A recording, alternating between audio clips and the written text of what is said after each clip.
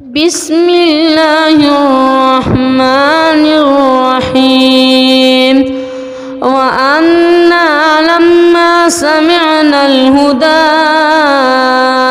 آمنا به فمن يؤمن بربه فلا يخاف بخسا ولا رهقا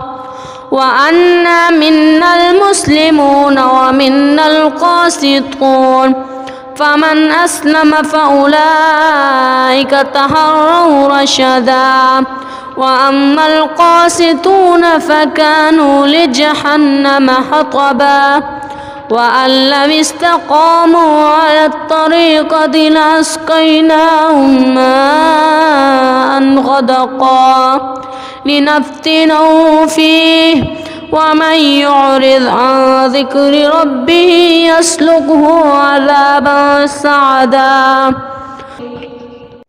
وأن المساجد لله فلا تدعوا مع الله أحدا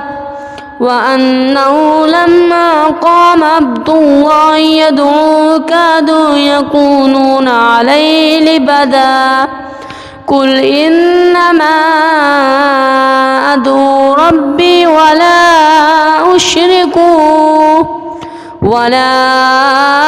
أشرك به أحدا قل إني لا أملك لكم ضرا ولا رشدا